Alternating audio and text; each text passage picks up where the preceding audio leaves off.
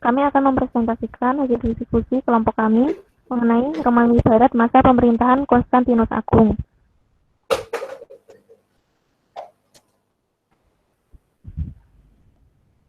Hasil diskusi ini disusun oleh Eka Alfariski, NIM 29, Evi Puspitasari, NIM 33, dan Mila Agustina, NIM 49. Nah, presentasi selanjutnya akan dijelaskan oleh Eka Alfariski. Nah, jadi di sini kita mengambil 3 garis besar dulu ya. Yang pertama adalah siapa itu Konstantinus Agung, yang akan dijelaskan oleh saya sendiri. Jadi siapa sih Konstantinus Agung itu? Beliau merupakan Kaisar Romawi yang memerintah awal abad keempat. Nah, dia menjadi Kaisar Romawi itu pada tahun 312 dan menjadi Kaisar Roma satu-satunya pada tahun 324. Kenapa menjadi Kaisar satu-satunya pada tahun 324? Karena telah mengalahkan saudara-saudaranya. Dalam artian berarti Romawi Timur. Karena dulu ada perang saudara antara Romawi Barat dan Romawi Timur. Nah, perang saudaranya itu akan dijelaskan oleh teman saya nanti. Nah, si Bapak Konstantinus Agung ini juga merupakan kaisar pertama yang menganut agama Kristen, seperti yang dijelaskan oleh Pak Pur kemarin. Salah satu penyebab kenapa si Konstantinus Agung ini memeluk agama Kristen adalah karena ibundanya, yaitu Helena, yang memeluk agama Kristen juga. Ini itu sedikit dari Konstantinus Agung. Dilanjutkan presentasi oleh Pak Evi, teman saya, silakan. Selanjutnya adalah jalannya pemerintahan Konstantinus Agung. Yang pertama, ia melakukan reformasi pemerintahan. Nah, reformasi pemerintahan itu dalam berbagai bidang, seperti bidang ekonomi, administrasi negara, sosial, budaya, militer, dan dia juga memperkuat sistem kekaisarannya. Selain itu, ia juga menciptakan mata uang sendiri. Nah, dalam tugas dan wewenangnya, ia melakukan pemisahan.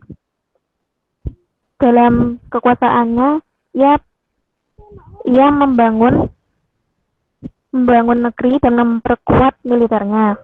Selanjutnya adalah Edict of Milano. Nah, selama pemerintahannya itu ia mengeluarkan maklumat Milan. Konstantinus Agung itu mengadakan pertemuan dengan para politikus sehingga menghasilkan maklumat Milan pada tahun 313 Masehi. Selain itu, dalam maklumat Milan berisi tentang pengembalian properti pribadi dan juga perusahaan milik Kristiani yang telah disita pada masa persekusi.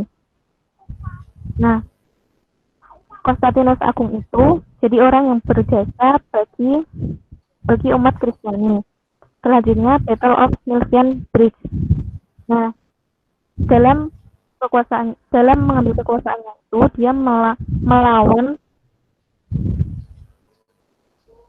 dia melakukan perlawanan terhadap pemberontakan di jembatan Milvian tersebut. Nah, selanjutnya itu The Battle of Fausta and Crispus. Nah, selain dikenal baik, Konstantinus Agung itu dikenal sebagai pemerintahan yang kejam karena membunuh istrinya dan juga anaknya. Dia mengeksekusi istrinya dan putranya pada tahun 326 Masehi. Presentasi selanjutnya akan dilanjutkan oleh Mila.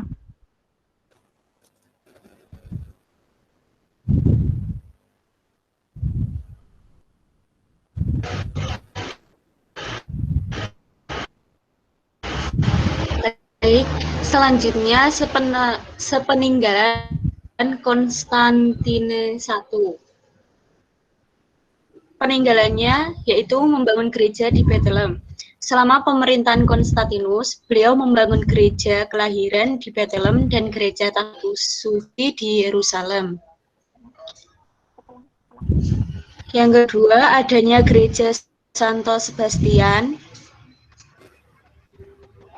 yang diyakini berdiri pada masa pemerintahan Konstantinus Agung. Selanjutnya, gereja Noster dan setelah Konstantinus Agung menemukan situs salib suci, maka ia segera membangun gereja.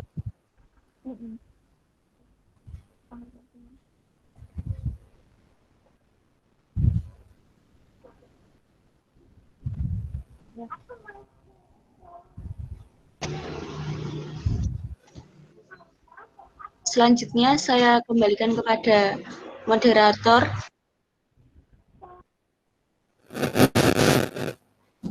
Baik, presentasi dari kelompok kami sudah selesai, maka akan dibuka sesi tanya jawab.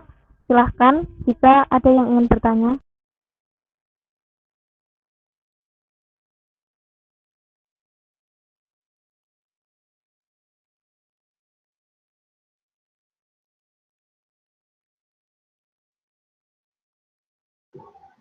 Saya izin bertanya. Iya, silahkan. Apakah setelah masa pemerintahan Konstantinus Agung itu agama Kristen kayak istilahnya tetap dilindungi gitu nggak ya? Apa balik lagi kayak dianggap musuh gitu? Terima kasih. Baik, selanjutnya jika ada yang ingin bertanya lagi.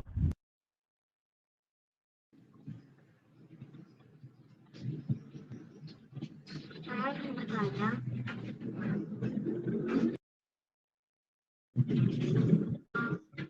adanya Davidnya lalu ya, apakah ada keuntungan bagi Romawi dan juga umat Kristiani? Maaf, Mbak Erlin, suaranya kurang terdengar. Tadi adanya David Milano, apakah suara saya sudah terdengar?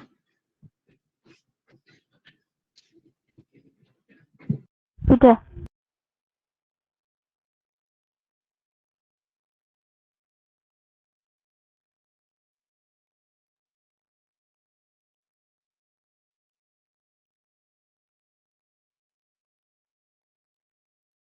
Sudah bisa terdengar, Arlin.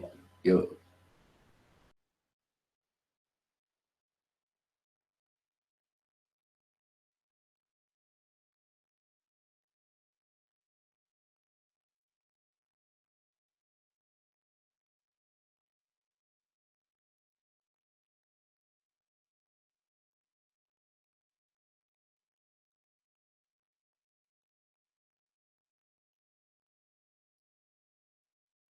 Lanjut, moderator.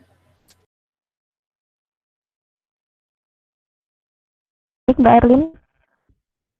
Kami akan mendiskusikan pertanyaan dari Mbak Ika dan Mbak Erlin.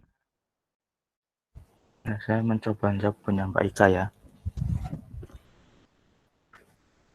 Tadi pertanyaan Mbak Ika apa Mbak? Setelah masa Konstantinus Agung apakah Kristen terjamin atau justru malah terpuruk ya Mbak? Gitu ya Mbak? Garis besarnya ya Mbak? Atau gimana Mbak? Ya, gitu. Ya gitu, benar. Nah, kan kembali lagi tadi di masa Konstantinus Agung kan mengadakan ini ya, Ediko.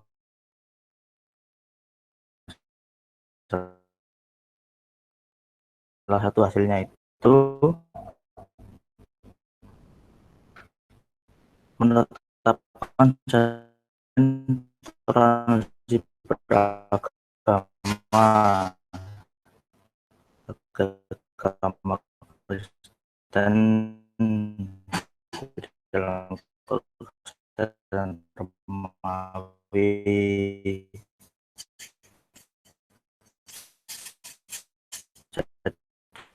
menyimpulkan bahwa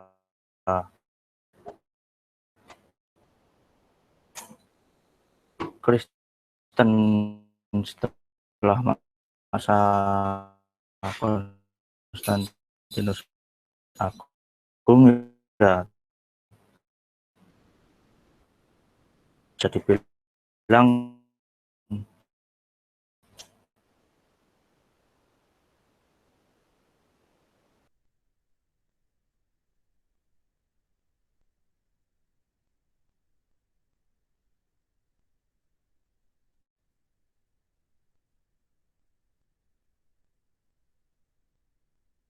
Maaf, mungkin sinyalnya Mas Eka lagi buruk. Untuk itu saya akan lanjut menjawab pertanyaan Mbak Erlin dahulu. Apakah adanya dekret Milano menguntungkan bagi Romawi dan umat Kristiani? Nah, dengan dikeluarkannya maklumat tersebut, maka agama Nasrani itu menjadi agama yang diakui dan ditoleransi oleh masyarakat. Nah, selain itu, maklumat Milan itu berisi tentang pengembalian properti pribadi dan juga perusahaan milik umat Kristiani. Nah, maka dari itu Konstantinus Agung itu menjadi pemimpin yang berjasa bagi umat Kristiani. Nah, selain itu, agama Kristen itu mengalami kemajuan karena didukung oleh kebijakan Konstantinus itu sendiri. Dia itu menetapkan bahwa siapapun yang beragama Kristen maka ia akan memiliki jabatan dalam pemerintahan. Nah, setelah itu agama Kristen itu mengalami kemajuan yang pesat. Untuk itu, Konstantinus menetapkan agama Kristen sebagai agama resmi di wilayah Romawi Barat tersebut. Begitu Mbak Erlin, apakah ada feedback? Sudah cukup, terima kasih.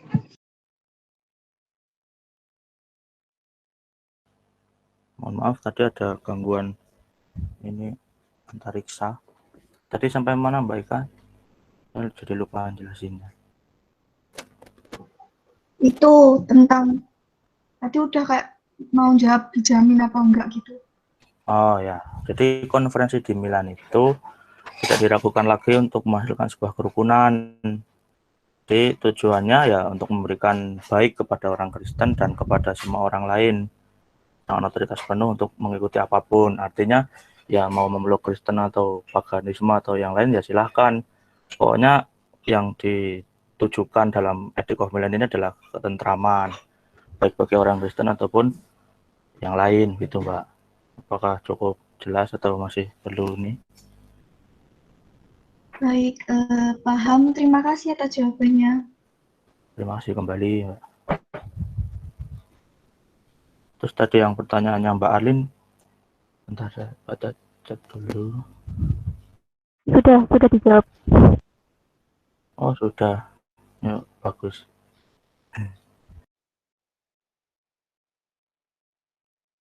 Baik, karena dalam presentasi ini hanya dibuka satu sesi pertanyaan, maka presentasi dari kelompok kami sudahi dulu dan akan dilanjutkan dengan presentasi dari kelompok selanjutnya. Terima kasih.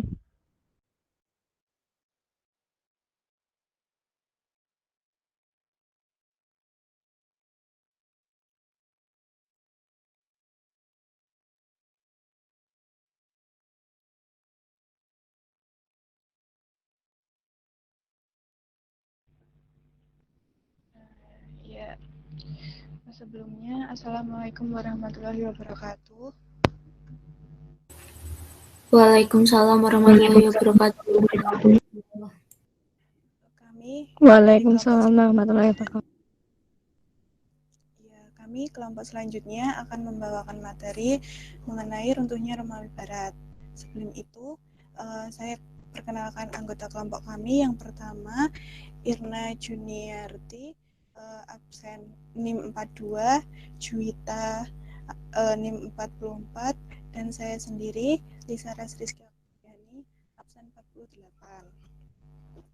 Langsung saja, untuk mempersingkat waktu, saya serahkan kepada Saudari Irna untuk membahas materi yang pertama mengenai runtuhnya Romawi Barat. Silakan. Oke, apakah suara saya sudah terdengar? Sudah. Oke. Awal berdirinya Romawi. Nah, sebelum menggunakan sistem pemerintahan kekaisaran, dulunya itu Romawi kuno sempat menggunakan sistem pemerintahan kerajaan atau disebut juga dengan monarki yang berlangsung sekitar 750 sampai 500 sebelum Masehi dan sistem pemerintahan republik yang berlangsung pada tahun 500 sampai 27 sebelum Masehi. Nah, pada pemerintahan Republik Romawi dipimpin oleh Julius Caesar yang memiliki julukan sebagai diktator seumur hidup dari Roma. Setelah kematian dari Julius Caesar ini pada tahun 44 sebelum Masehi, menimbulkan kekacauan di Romawi. Lalu muncullah 3 serangkai kedua atau disebut juga dengan Triumvirat II yang terdiri atas Antonius, Lepidus, dan juga Octavianus. Nah, mereka ini kemudian membagi wilayah Romawi menjadi 3, yaitu Lepidus menguasai di wilayah Afrika Utara, Antonius di wilayah Mesir, dan Octavianus di wilayah barat yang berkedudukan di Roma.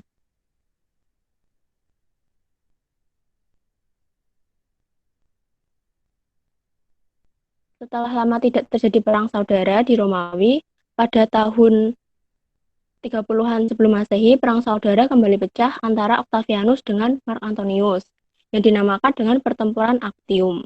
Nah, pertempuran ini dimenangkan oleh Octavianus yang kemudian menjadi pemimpin tunggal Romawi dan diangkat menjadi seorang kaisar pertama Romawi. Hal inilah yang menandai mulai berdirinya sistem pemerintahan kekaisaran di Romawi.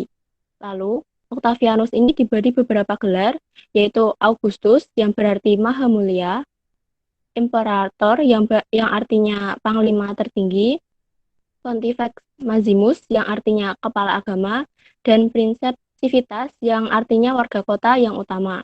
Octavianus ini berkuasa dari tahun 31 sebelum Masehi sampai 14 Masehi. Nah, perubahan pemerintahan di Romawi ini menjadi sistem kekaisaran dan menjadi sebuah imperium besar sehingga memunculkan istilah Pax Romawi. Berarti perdamaian di bawah pemerintahan Romawi sehingga seluruh wilayah menjadi bagian dari imperium yang kuat. Pada saat tersebut imperium Romawi mengalami masa kejayaan yang diperintah oleh Kaisar Octavianus Augustus. Selanjutnya, terbaginya Kekaisaran Romawi menjadi 2. Nah, sepeninggal dari Kaisaran Octavianus Augustus, Kekaisaran Romawi telah dipimpin oleh banyak kaisar. Di antaranya adalah Kaisar Tiberius, Kaisar Nero, Kaisar Diocletianus, Kaisar Konstantin, dan juga Kaisar Theodosius I. Nah, pada masa Kaisar Tiberius, di Palestina ini mulai muncul agama Kristen yang diajarkan oleh Yesus Kristus atau Nabi Isa. Nah, penindasan dan pengajaran dilakukan oleh pasukan-pasukan Romawi atas perintah Kaisar. Pada masa pemerintahan Kaisar Nero, yaitu pada 54 Masehi sampai 68 Masehi, penindasan dan pengajaran terhadap umat Kristen ini mencapai puncaknya. Pada masa pemerintahan Kaisar Diocletianus, Romawi mulai mengalami kesulitan. Di antaranya adalah daerah kekuasaan yang terlalu luas. Ini mengakibatkan koordinasi pusat dengan daerah lainnya terhambat. Perlu waktu berbulan-bulan agar maklumat ataupun hukum dari pusat ini sampai ke daerah. Selain itu juga timbulnya serangan dari bangsa barbar seperti Goth, Visigoth, Vandal, dan Frank akibat dari rendahnya pengawasan dan penjagaan wilayah. Kaisar Diocletian yang berkuasa pada periode 284 sampai 305 Masehi memutuskan untuk mengambil tindakan, yaitu untuk menjaga stabilitas dan memperbaiki neraca keuangan.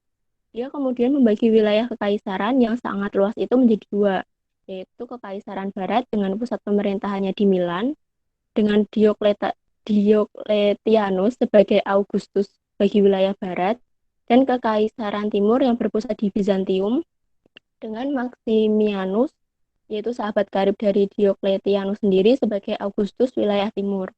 Meskipun dipimpin oleh 2 Agustus, Kekaisaran Romawi ini masih merupakan satu kekaisaran yang tunggal. Namun, keputusan dari Diocletianus ini terbukti keliru karena situasi perekonomian bukannya membaik, malah semakin memburuk. Di sisi lain, loyalitas para pejabat dan tentara terhadap kaisar ini semakin diragukan. Setelah dibagi menjadi 2, komunikasi antar wilayah ini justru memburuk. Sehingga setelah kematian dari Kaisar Diocletianus ini, perang sipil tidak dapat dihindari. Kaisar Konstantin yang menggantikannya lalu memutuskan untuk memindahkan pusat kekuasaan ke Konstantinopel. Sejak saat itu, Romawi tidak pernah sama lagi. Nah, pada masa pemerintahan Kaisar Theodosius I, Kekaisaran Romawi yang utuh atau tunggal sebelum dipecah menjadi 2 bagian, ini kemudian dipecah menjadi 2 untuk kedua orang putranya yang bernama Arcadius dan juga Honorius. Nah, Kekaisaran Romawi Barat dengan ibu kota Roma diberikan kepada Honorius, sedangkan Arkadius berkuasa di wilayah Romawi Timur dengan ibu kotanya di Konstantinopel. Pembagian wilayah ini kemudian merupakan akhir dari Kekaisaran Romawi yang tunggal dan melahirkan dua kekaisaran baru, yaitu Kekaisaran Romawi Barat dan Kekaisaran Romawi Timur. Nah, slide selanjutnya akan dijelaskan oleh teman saya. Ya, pemimpin Romawi Barat ada Honorius, ia merupakan kaisar Romawi Barat atau disebut dengan Kaisar Honorius atau Vallius Honorius Augustus. Ia merupakan kaisar Romawi Barat pertama periode 395 sampai 423. Dia merupakan putra dan penerus dari Theodosius I dan Aelia Vallia Valicilia. Saat mudanya, ia dinobatkan sebagai anak paling mulia atau Nobilissimus Puer. Saat pemerintahannya terjadi invasi Visigot ke Italia pada tahun 402 dan terjadi pemberontakan dan perampasan. Salah satunya pada tahun 397 yaitu Master of Solider Gilido di Afrika Utara dan serangkaian pemberontakan di Inggris oleh tentara yang tidak puas dan terisolasi, di antaranya pemberontakan Marcus, Gratian, dan Konstantin III. Adapun Honorius yang pemalu dan dia hanya mengambil sedikit bagian dalam urusan publik. Ia menyerahkan operasi militer kepada para jenderalnya, tetapi dia juga terlibat dalam kontroversi mengenai pemilihan uskup di Roma pada tahun 418. Dia akhirnya meninggal karena basal, mungkin edema paru-paru pada tahun 423. Sebelum dia meninggal, dia memproklamasikan Yohanes sebagai sekretaris utama. Pemerintahan Honorius menurut sejarawan Buri, namanya akan dilupakan bersama pemegang tahta kekaisaran yang paling tidak jelas. Jika pemerintahannya tidak bertepatan dengan waktu yang menentukan ketika diputuskan bahwa Eropa Barat harus berubah tangan Romawi ke Teuton. Setelah meninjau kemalangan selama 28 tahun, Buri menyimpulkan bahwa Honorius sendiri tidak melakukan apapun yang penting bagi musuh yang menghancurkan kerajaannya, tetapi secara pribadi dia sangat beruntung memegang tahta sampai dia meninggal karena sebab alamiah dan menyaksikan kehancuran banyak tiran yang memberontak melawan dia.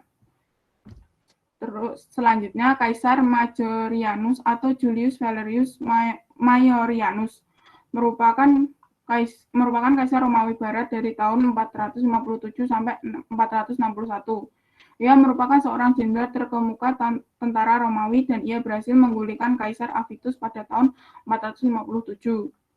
Kebijakan domestik dari Kaisar Majorian diketahui berkat beberapa undang-undang yang dia keluarkan yang disebut Novella Maioriani, yang dimasukkan dalam kumpulan hukum Romawi yang berjudul Breviarium.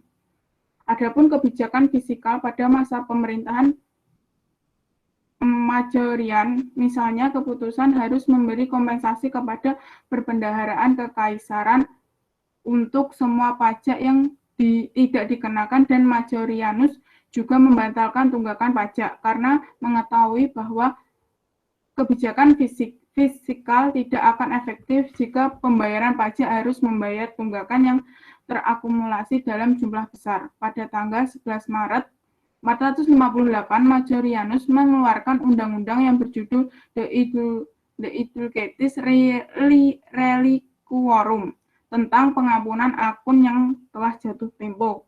Undang-undang ini mengirimkan semua tunggakan pajak pemilik tanah dan ia juga pajak tanah. Dan ia mengeluarkan koin Majorian dalam emas, perak, dan perunggu. Selanjutnya, slide-nya Mbak Fatma. Terus Romulus Augustulus. Ia mengambil gerak Augustus sebagai namanya, tetapi kemudian dikenal sebagai Augustulus the Little Augustus. Ia merupakan anak dari patrisian Oretes. Orestes tentu saja memiliki maksud untuk menjaga kekuatan yang sebenarnya di tangan sendiri. Orestes menggunakan keunggulan dan setiap kekuatannya untuk dirinya sendiri dan menjadikan putranya Augustulus sebagai kaisar di Ravenna. Dia sendiri yang melakukan semua pengawasan urusan eksternal.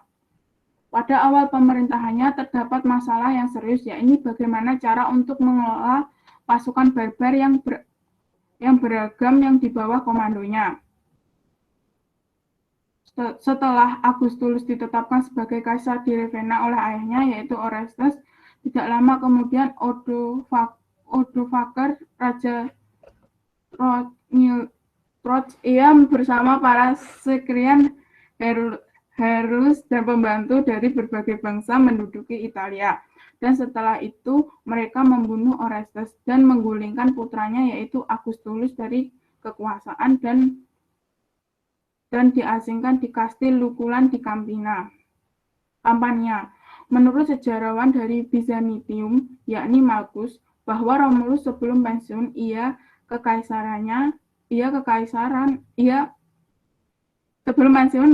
harus mengirimkan surat pengunduran dari kepada Kaisar Zeno dan mengembalikan tanda kekaisaran dan mengatakan bahwa kekaisaran sekarang diperlukan tetapi sebuah kaisar tunggal di Konstantinopel.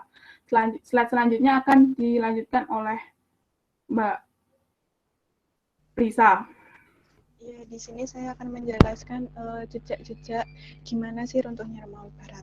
Nah, Kekaisaran Romawi ini kan kekaisaran yang besar, tapi kebesaran tersebut tidak menghindarkan kekaisaran dari masalah dan ancaman dari bangsa luar yang ingin merebut kekuasaannya. Selain itu, ketika memasuki abad ke-3, kekaisaran dilanda kekacauan akibat tidak adanya kaisar yang kompeten. Kaisar yang bertahta terus gagal dalam mengatasi kekacauan dan perang kepanjangan di dalam pemerintahan juga banyak terjadi separatisme, pembunuhan massal, korupsi, dan konflik di antara para pemimpin militer.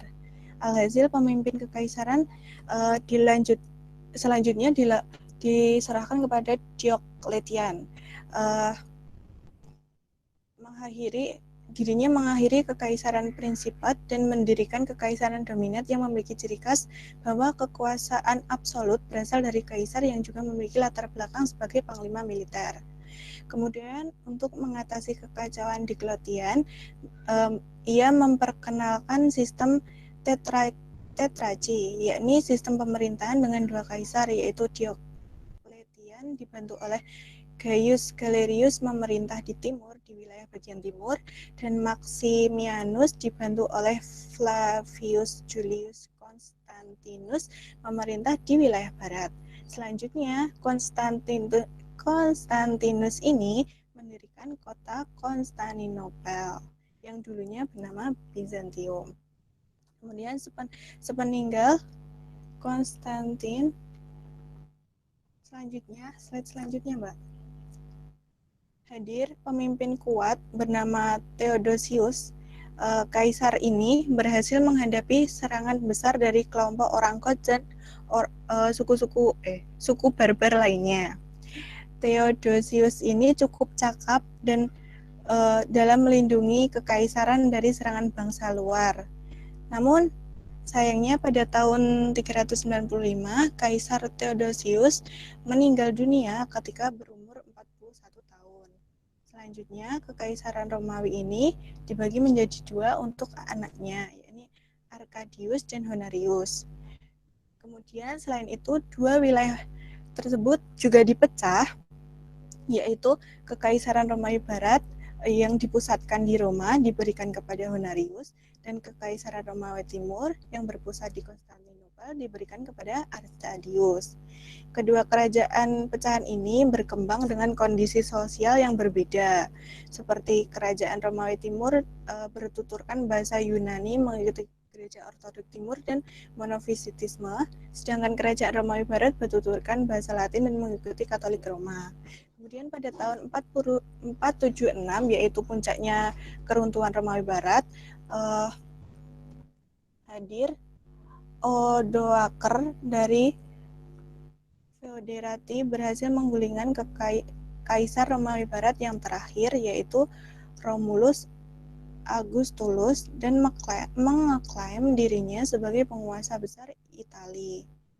Hal ini membuat sang Kaisar Romulus Augustus tidak lagi memiliki kekuatan politik, militer, ataupun finansial. Selain itu juga tidak dapat mengendalikan wilayah-wilayah Romawi Barat karena sudah banyak wilayah yang direbut oleh bangsa asing. Dengan demikian menjadi bukti keruntuhan Kekaisaran Romawi Barat. Slide selanjutnya, runtuhnya Kekaisaran Romawi Barat ini menjadi peristiwa yang membawa perubahan yang sangat terasa dalam sejarah Romawi, sebab sebelumnya kita mengetahui bahwa Kekaisaran Romawi adalah kekaisaran yang besar. Namun dari beberapa hal tersebut terdapat faktor yang memengaruhi yang melatar belakangi runtuhnya Romawi Barat. Faktor tersebut antara lain yang pertama, kondisi politik dan pemerintahan yang tidak lagi cakap. Sepeninggal Kaisar Theodosius, kekaisaran kan dibagi menjadi dua dan diserahkan kepada anak sang kaisar. Tetapi dalam perkembangannya, kaisar penerus tersebut tidak lagi memiliki sifat dan tindakan yang cakap, sehingga dalam kekaisaran banyak terjadi pemberontakan, penyerangan, dan wilayah semakin sempit. Hal tersebut membuat situasi semakin buruk, kemudian kebangsaan masyarakat juga mulai berkurang, dan banyak masyarakat yang kehilangan kepercayaan pada pemerintah. Yang kedua, masalah ekonomi dan ketergantungan dengan kerja paksa.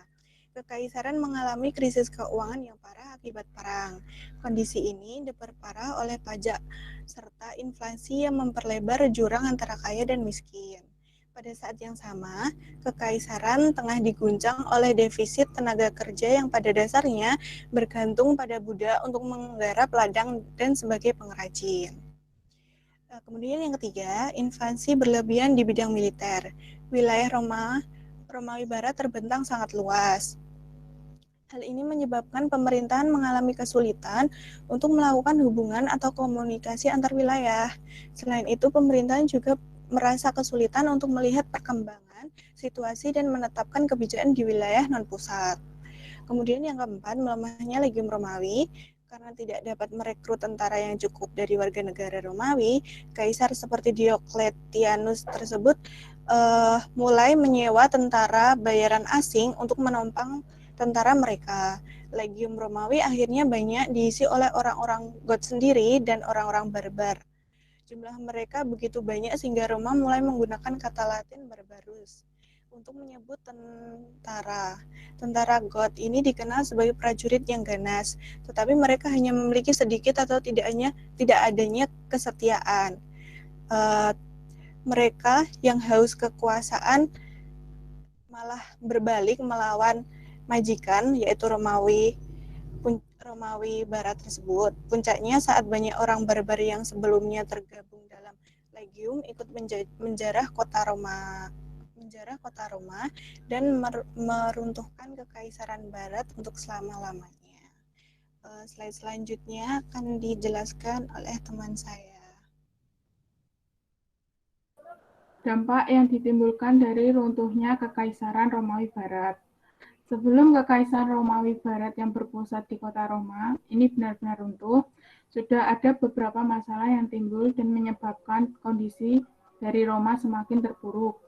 Masalah ini antara lain bangkitnya musuh-musuh dari Roma yang terus menekan kekuasaan Kekaisaran Romawi Barat. Pada masa pemerintahan Kaisar Honorius pun kondisi dari pemerintahan sangat kacau. Salah satunya kegagalan terbesarnya adalah ia tidak berhasil mengamankan Roma dari penjarahan yang dilancarkan oleh bangsa Visigoth. Dampak runtuhnya Kekaisaran Romawi sebagai berikut. Gangguan perdagangan, di mana jalan-jalan menjadi rusak, perdagangan atau perjalanan menjadi berbahaya karena adanya invasi, serta Romawi kehilangan mata uang umum yang menyebabkan barter lebih populer pada saat itu. Kejatuhan kota dan pergeseran populasi. Orang-orang yang meninggalkan kota karena serangan dari musuh-musuh kaisar, belum lagi bangunan saluran air dan monumen banyak yang runtuh. Selain itu, populasi di barat bergeser ke daerah pedesaan. Para sarjana dan orang-orang dari Sarana pindah ke Konstantinopel. Penurunan pembelajaran. Karena adanya kekacauan, maka sekolah terpaksa ditutup. Hal ini menyebabkan kebanyakan orang lupa bagaimana cara membaca dan menulis. Dan sayangnya buta huruf ini berlanjut dari generasi ke generasi. Kehilangan bahasa umum. Orang-orang selalu berbicara dalam bahasa lokal, tetapi setelah Roma jatuh, mereka kehilangan kemampuan membaca dan menulis dalam bahasa Latin. Terjadinya zaman kegelapan di Eropa karena jatuhnya infrastruktur Roma yang jatuh. Selanjutnya, saya akan kembalikan ke moderator. Ya, sesi selanjutnya adalah sesi tanya jawab ya. Kelompok kami membuka 1 kali sesi dan 3 pertanyaan. Silakan bagi teman-teman yang ingin bertanya dipersilahkan. Saya izin bertanya. Izin bertanya. Ika, Sinta, Novita, silakan bergantian. Baik, apakah runtuhnya Romawi Barat ini berdampak ke Romawi Timur ya? Terima kasih.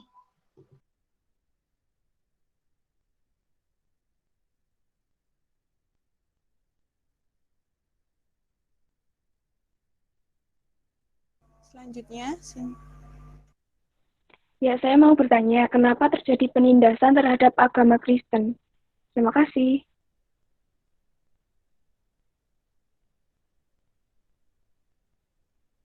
Selanjutnya, saya ingin bertanya. Tadi kan setelah saya lanjutkan. Ya, izin bertanya. Tadi kan Dioklantin memisahkan pemerintahan, yaitu Dioklantin memerintah di wilayah timur dan yang satunya di wilayah barat. Apakah itu berarti secara tidak langsung pemerintahannya itu menjadi berdiri sendiri masing-masing, memerintah masing-masing, atau mereka tetap bekerja sama atau berkoordinasi begitu, Mbak? Terima kasih. baik, selagi kebetulan azan juga, beri kami waktu untuk mendiskusikan pertanyaan tersebut. Terima kasih.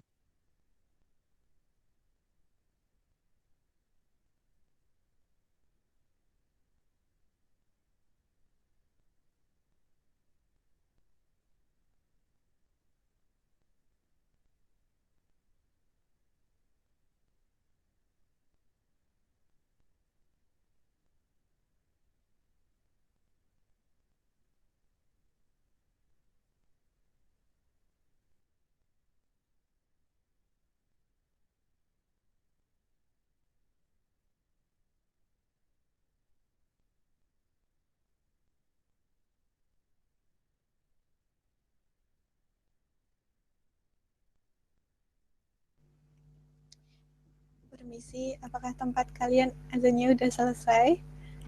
Apa saya boleh menjawabnya?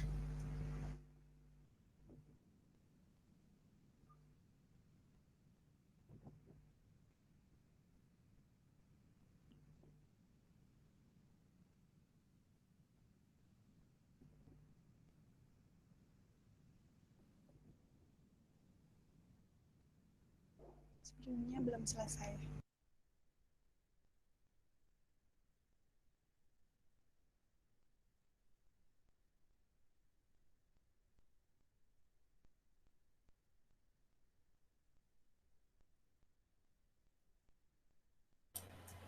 Yuk, jangan lama-lama. Oke, saya mau menjawab pertanyaannya dari Mbak Novita. Diokletion ini kan memegang wilayah di bagian timur dan menyerahkan Maximianus bersama membagi wilayah, lalu Maximianus itu dibantu oleh Konstantinus memerintah di bagian barat. Nah, secara tidak langsung, apakah mereka sudah menjadi kerajaan yang sendiri-sendiri, apakah masih berkoordinasi bersama? Jawabannya bahwa mereka ya sudah menjadi kerajaan yang sendiri-sendiri, yaitu memiliki politik sendiri, kedaulatan sendiri, dan pemerintahan sendiri. Nah, untuk koordinasi bersama itu cukup seperti kayak hubungan ya antar kerajaan gitu, hubungan baik seperti bekerja sama dalam apa gitu. Jadi intinya bahwa mereka itu sudah sendiri-sendiri begitu, Mbak Novita.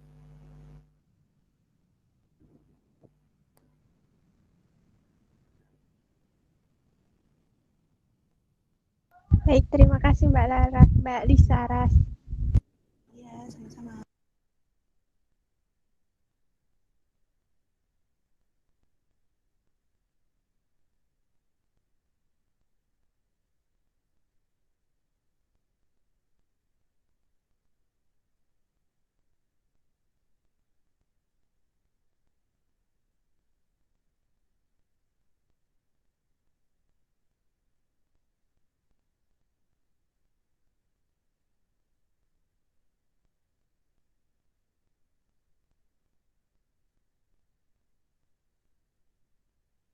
Oh, baik, saya akan mencoba menjawab pertanyaan dari Mbak Sinta tadi. Kenapa terjadi penindasan terhadap agama Kristen? Nah, menurut Profesor Emeritus Klasik yaitu Joseph Lesia menyebutkan penganiayaan yang disebabkan oleh penganiayaan ini terjadi disebabkan karena konflik ideologis. Nah, di mana para kaisar Romawi ini kan menganut aliran politeisme ya, yang menyembah banyak dewa. Nah, sedangkan umat Kristiani ini menganut monoteisme, yang menyembah hanya satu Tuhan. Nah, kaisar ini dipandang sebagai dewa oleh rakyat Romawi, sedangkan umat Kristen hanya dapat menerima satu keilahian, dan itu bukanlah kaisar. Ditambah lagi, penolakan orang Kristen untuk berkorban kepada dua dewa Romawi dipandang sebagai tindakan pembangkangan terhadap atribut budaya dan politik serta sifat Roma itu sendiri. Nah, hal ini menimbulkan kebencian Kaisar Romawi kepada umat Kristiani. Selain itu, pada tahun 64 Masehi, kebakaran hebat melanda Roma selama 6 hari 7 malam. Apinya ini melahap hampir 3/4 kota Roma, dan masyarakat mulai menyalahkan Kaisar Nero atas peristiwa tersebut. Mereka beranggapan kaisar ini sengaja menyulut api untuk kesenangannya sendiri. Nah, supaya apa yang dituduhkan oleh masyarakat ini tidak menjatuhkannya, Kaisar Nero ini malah menyalahkan orang-orang Kristen. Orang Kristen pun disiksa dan dieksekusi karena kasus tersebut. Detail peristiwa itu ada di dalam catatan Tacitus dalam bukunya yang berjudul Annals, yang ditulis beberapa tahun setelah kejadian. Nah, Tacitus ini sendiri adalah seorang pemuda yang berhidup di Roma pada masa persekusi terhadap orang Kristen terjadi. Begitu Mbak Sinta? Sudah bisa diterima? Bisa Mbak, terima kasih. Sama-sama. Saya akan menjawab pertanyaan dari Mbak Ika. Apakah runtuhnya Romawi Barat mempengaruhi juga ke Romawi Timur? Dampaknya maksudnya. Menurut saya dampaknya tidak terlalu terasa. Karena dampak kejatuhan kota pada saat runtuhnya Romawi Barat diikuti dengan pergeseran populasi. Hal ini karena orang-orang meninggalkan kota karena serangan dari musuh-musuh kaisar. Belum lagi bangunan, saluran air, dan monumen banyak yang runtuh. Selain itu, populasi di barat bergeser ke daerah pedesaan, dan para sarjana dan orang-orang dari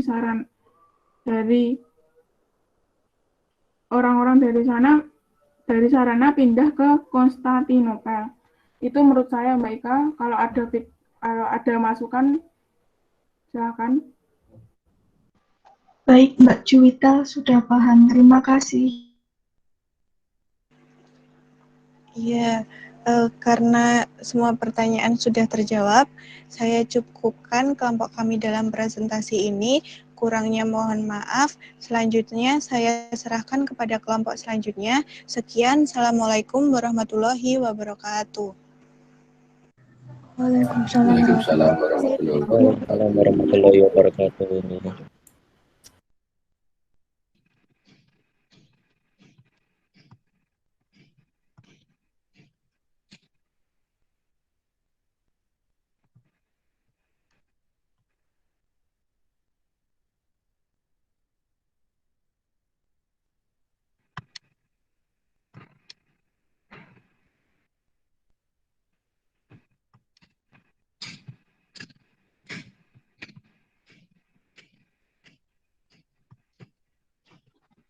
Mohon maaf, apakah sebelumnya PPT-nya bisa terlihat? Sudah.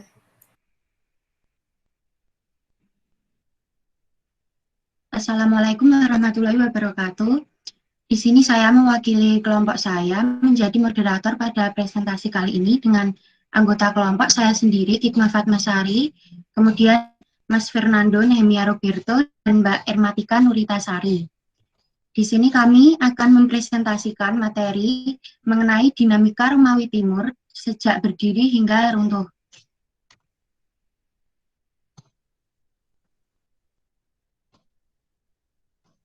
Yang akan kami bahas pada presentasi kali ini, yang pertama mengenai sejarah terbentuknya Romawi Timur, kemudian yang kedua aspek pemerintahan Romawi Timur ditinjau dari segi pemerintahan, ekonomi, dan budaya, dan yang ketiga keruntuhan Romawi Timur. Kemudian presentasi selanjutnya akan dilanjutkan oleh teman saya.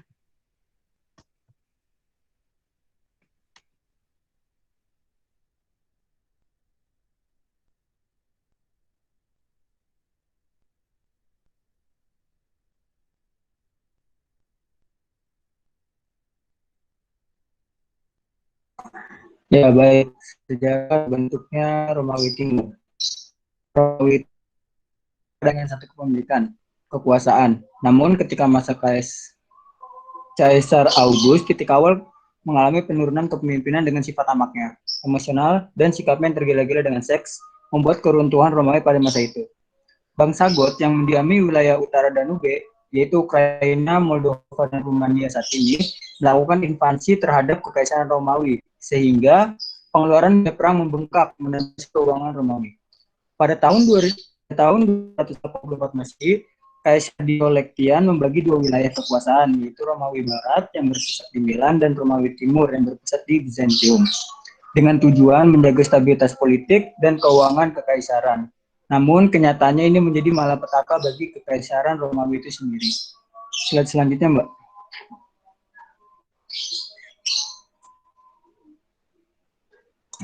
Hancurnya kekaisaran Romawi dipicu dengan pembagian dua wilayah, yaitu Romawi Barat dan Romawi Timur. Sebab loyalitas dari para pejabat pemerintahan semakin berkurang terhadap kaisar, serta jalinan hubungan komunikasi antar dua wilayah tersebut tidak berjalan dengan baik. Setelah wafatnya Diocletian, Kaisar Konstantine memindahkan ibu kota Romawi ke Konstantinopel atau Byzantium, menambah kesulitan hubungan dan jarak antar dua wilayah tersebut. Romawi Barat terus mengalami keterpurukan, namun berbanding terbalik dengan Romawi Timur, hingga pada tahun 476 Romawi Barat hancur oleh serangan bangsa barbar Jermanik di bawah kepemimpinan Odoacer. Namun membuat eksistensi dari Romawi Timur berkembang, sebab kendali kekuasaan kembali pada satu tangan penguasa berada di Romawi Timur Byzantium. Selanjutnya akan dilanjutkan oleh Mbak Ermatika. Selanjutnya, ditinjau dari aspek pemerintahan, kaisar ialah penguasa tunggal serta absolut, sehingga senat tidak memiliki kewenangan politik dan legislatif yang konkret. Kemudian, sistem tituler dan hak pendahuluan pada kekaisaran menyebabkan pemerintahan tampak mirip birokrasi, sehingga pejabat-pejabat diatur pada susunan yang ketat, serta jabatan mereka bergantung pada kehendak kaisar. Dan terakhir, dari beberapa penelitian, politik abad ke-11 didominasi oleh persaingan antara sipil serta militer. di mana masa tersebut Alexios I melancarkan reformasi administratif krusial yang meliputi pengadaan pangkat dan jabatan istana. Dalam bidang ekonomi, Konstantinopel merupakan pusat utama dalam jaringan perdagangan yang mencakup hampir seluruh Eurasia dan Afrika Utara, di mana kota tersebut juga sebagai salah satu kota utama jalur sutra. Kemudian salah satu fondasi adalah perdagangan, di mana tekstil merupakan komoditas ekspor yang paling penting, dan negara dengan ketat menguasai perdagangan internal serta internasional dan memiliki hak monopoli dalam mengeluarkan koin.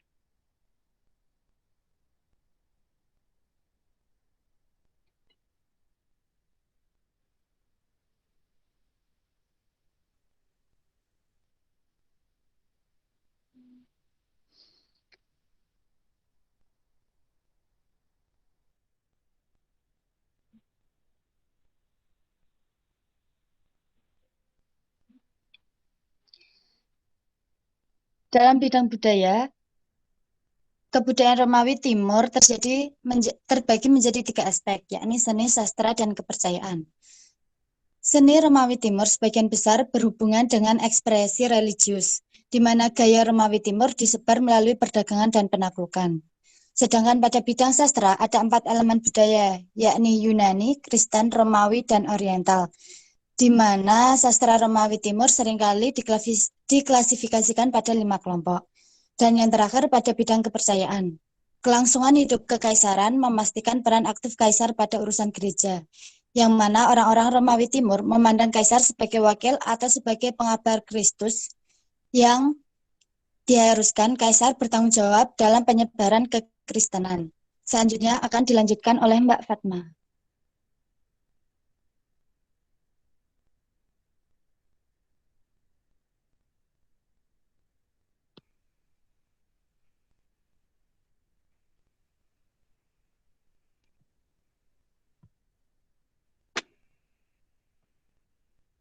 Selanjutnya mengenai keruntuhan Romawi Timur. Romawi Timur itu keruntuhannya dipicu oleh 2 faktor, yaitu faktor internal dan faktor eksternal. Di mana faktor internal yang pertama terjadi perpecahan dalam gereja. Perpecahan ini terjadi di gereja Romawi Barat yang berbahasa Latin, di mana mereka menduga tata cara peribadatan Romawi Timur adalah bid'ah, karena gereja Bizantium itu enggan mengakui kepuasan gereja Barat. Perbedaan inilah yang menimbulkan konflik internal, sehingga pada Perang Salib yang terjadi pada 1203 Masehi, tentara salib yang merupakan saudara seiman dari Kristen malah menyerang Konstantinopel. Jadi selama 1123 tahun, tembok pertahanan Konstantinopel, yaitu tembok Theodosius, pertama kali tertembus oleh pasukan salib. Kemudian dari faktor eksternal adalah meluasnya perluasan Turki Utsmani, penaklukan Konstantinopel yang dimotori oleh Sultan Muhammad II. Kebangkitan Kesultanan Utsmaniyah mengancam Kristen di akhir usia pertengahan, serta pada awal zaman modern, bahkan lebih berfokus daripada memiliki area yang ditaklukkan Arab di usia pertengahan awal. Pada tahun 1449 Masehi, Kesultanan Utsmaniyah ini telah melanggar pertahanan Bizantium di utara Asia Kecil dan merebut Prusa, Nikomedia, dan Nikea. Kekaisaran Bizantium yang secara menyakitkan pulih dari kekalahan oleh Barat pada Perang Salib keempat, yang kini menghadapi musuh di timur di seberang Selat Konstantinopel. Ottoman yang secara aktif mengambil keuntungan dari perselisihan antara pengadu saingan tahta Kekaisaran Bizantium untuk menerima pijakan mereka di benua Eropa. Kemajuan Ottoman ada pada penaklukan Asiatik yang berpindah-pindah, hingga pada akhirnya di tahun 1453 Romawi Timur runtuh dan jatuh ke tangan Kesultanan Ottoman.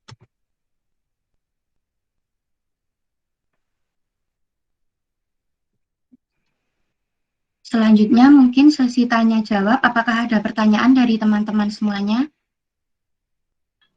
Saya izin bertanya.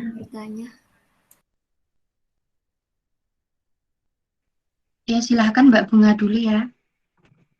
Ya, sebelumnya terima kasih. Pertanyaan saya itu bagaimana cara kekaisaran atau pemerintah mengatur perekonomian wilayahnya pada saat itu? Cukup, Mbak Fatma. Ya, terima kasih Mbak Bunga. Tadi yang satu siapa ya? Izin bertanya. Ya, silakan. Apa alasan Kaisar Konstantin memindahkan ibu kota Romawi ke Konstantinopel atau Bizantium? Terima kasih. Mohon maaf Mbak Sela, bisa diulangi sekali lagi? Apa alasan Kaisar Konstantin memindahkan ibu kota Romawi ke Konstantinopel atau Bizantium?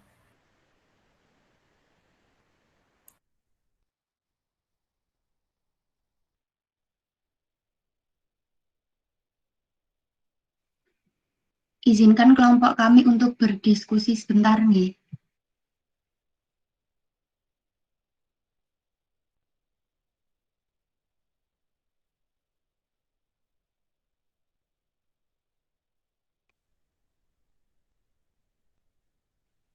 Saya izin menjawab pertanyaan dari Mbak Bunga mengenai bagaimana cara kekaisaran atau pemerintah mengatur perekonomian wilayahnya saat itu.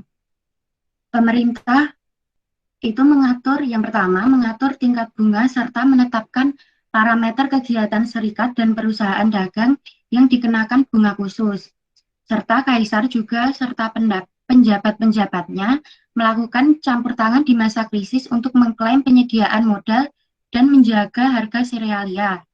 Pemerintah juga mengumpulkan hasil surplus melalui pemungutan pajak dan mengembalikannya pada melalui distribusi dalam bentuk gaji pada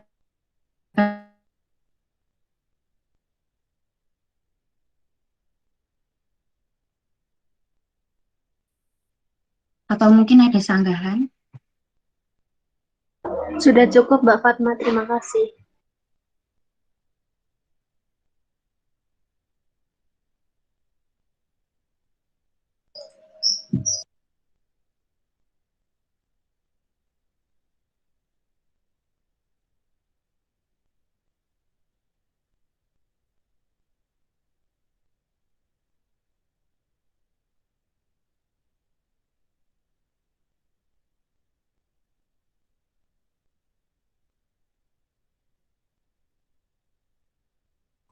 Ya, saya akan menjawab pertanyaan dari Mbak Sela.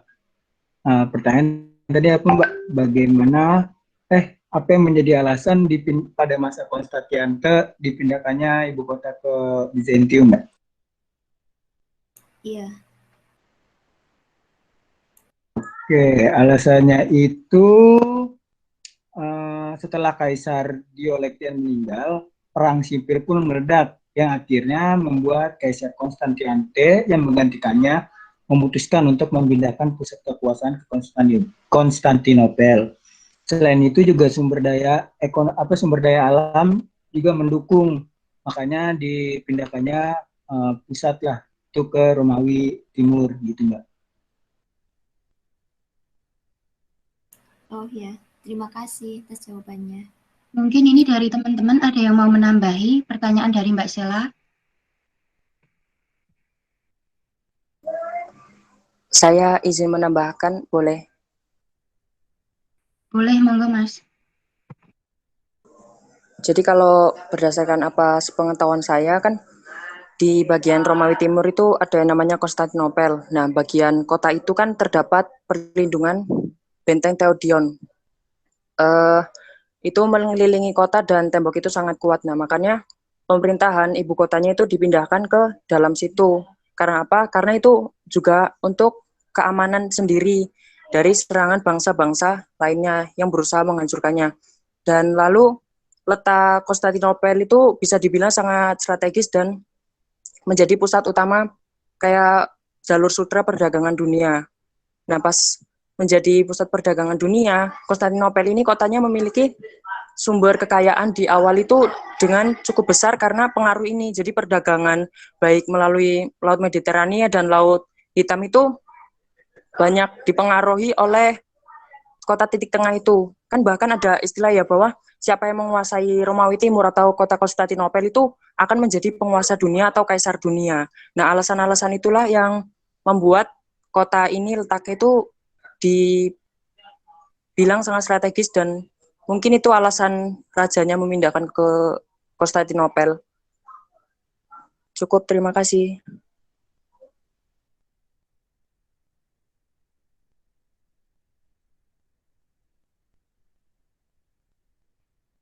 Mungkin ini presentasi dari kelompok kami saya sudahi.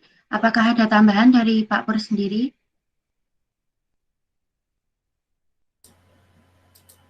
Ya, terima kasih untuk kelompok yang ketiga gitu ya. Dari saya, komentar saya yang pertama, presentasi sudah lumayan lancar gitu ya. Dari kelompok 1 tentang Konstantin Agung, kemudian keruntuhan Romawi Barat, kemudian terakhir ini tadi Romawi Timur gitu ya. Permasalahan utama yang perlu diperbaiki adalah terlalu banyak kalimat itu dalam slide gitu ya, sehingga terkesan presentasi itu membaca itu akan lebih baik kalau kalimat itu disingkat-singkat menjadi kata, kemudian kalimat-kalimat itu dituliskan di dalam note catatan presenter sehingga nanti yang tersaji di layar itu poin-poin saja, kemudian disertai gambar atau ilustrasi gitu, dan membacanya itu dilatihkan di luar slide gitu ya, di luar slide itu. Jadi kepeannya itu tidak di slide gitu ya, tidak di slide-kan gitu. Jadi yang membuat PowerPoint itu dibuat singkat-singkat saja gitu. Itu komentar saya gitu. Barangkali ada tanggapan sampai sini. Jadi KPA-nya setiap anggota itu membuat KPA apa yang mau disampaikan. Nah, yang di layar itu poin-poin saja, kemudian disertai ilustrasi. Itu akan lebih menarik begitu. Dan KPA tadi bisa dibuat oleh setiap anggota sehingga intonasinya tidak lagi seperti membaca, gitu. Tapi intonasinya seperti menjelaskan, gitu. Meskipun itu membaca karena sudah dilihat sebelumnya begitu ya, KPA tadi sudah dipelajari, maka intonasi yang digunakan seperti menjelaskan. Itu tentang presentasi. Tentang isinya juga sudah lumayan bagus begitu ya, hanya perlu difokuskan. Ya, hanya perlu difokuskan. Satu misal tadi keruntuhan, kalau memang fokus di keruntuhan Romawi Barat, ya membahas masalah keruntuhan saja, tidak perlu membahas tentang perjalanan Romawi dari zaman kerajaan, kemudian republik ke kaisaran. Jadi fokus ke keruntuhan Romawi saja. Begitu juga dengan yang keruntuhan perkembangan Romawi Timur, tidak lagi membahas tentang bagaimana sejarah Romawi Barat, tapi fokus di sejarah Romawi Timur. Berdirinya jadi sejak, kalau istilah orang Jogja dan Solo itu Sigar Semongko gitu ya. Sejak Sigar Semongko itu sebagai titik awal, sejak pembagian Romawi Barat Romawi Timur itu sebagai titik awal. Nah, setelah pembagian itu seperti apa, itu yang dijelaskan gitu. Jadi fokus gitu ya. Fokusnya ini menurut saya masih terlalu melebar. Itu kurang fokus ke topik bahasan yang ini ditampilkan.